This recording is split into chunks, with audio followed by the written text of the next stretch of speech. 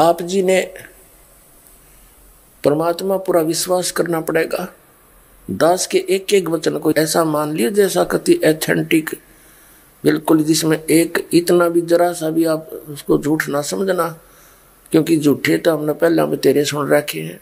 सारी सच्ची सच्ची कहूंगा, आधार होगा उसका एक वचन भी जो निकाला जाएगा।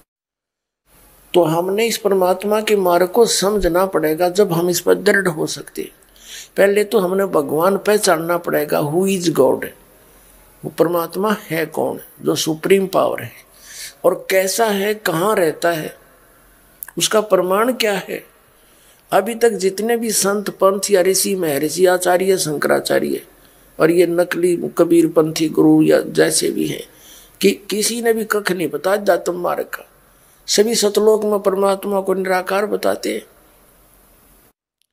कि परमात्मा निराकार है, वहां प्रकाश ही प्रकाश है, चेतन ही चेतन है, भगवान वह है नहीं। फिर हम क्या करेंगे जब परमात्मा वह निराकार है? कोई बात हुई, कोई इंटरेस्ट बनेगा? वहां पर परमात्मा यूं का यूं अपने जैसा मनुष्य दृश्य है, और प्रमाण दिखाएंगे आपको। परमात्मा कहते एक ना भूला, दो ना भूली, भूली सब संसारी, सब भूले पड़े। ईसाइयों से पूछकर देखना आप कि परमात्मा कैसा है। वो कहते हैं गॉड इज फॉर्मलेस, परमात्मा निराकार है। और पवित्र बाइबल में लिखा है कि परमात्मा मनुष्य सदृश है, मनुष्य जैसा है। तो के खाक पड़ा इन्होंने सदग्रंथ हमारे उन प्रत्येक धर्म के धर्म गुरुओं ने क्या जाना उसको। वर्तमान के जो पहले वाले थे वो तो सही बता ही रहे थे।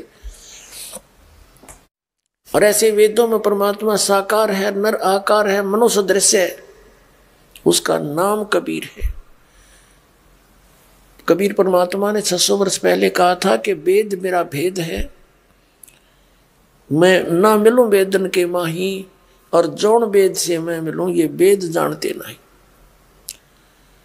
कबीर परमात्मा ने कहा था कि ये चारों वेद मेरा ही गुणगान करते हैं, लेकिन इन वेदों में, चारों वेदों में, ऋग्वेद, यजुर्वेद, सामवेद और अथर्ववेद में, इनमें मेरे पाने की विधि नहीं है। और उसमें ना सारा काम बिगड़ गया। अब ज्ञान हो जा, और ज्ञान हो गया भाई आपका रोग है, और रोग की औषधि है, नहीं तो क्या यूज उस ज्ञान का।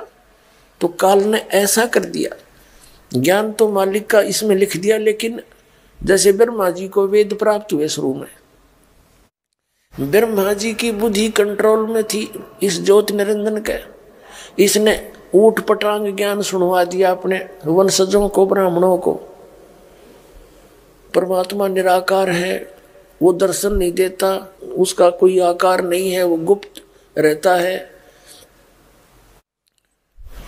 और साधना करके थक लिए, किसी ने दर्शन हुए नहीं, क्योंकि इसने प्रतिज्ञा कर रखी है कि मैं किसी को भी न जप से, न तप से, न किसी क्रिया से किसी को दर्शन नहीं दूंगा।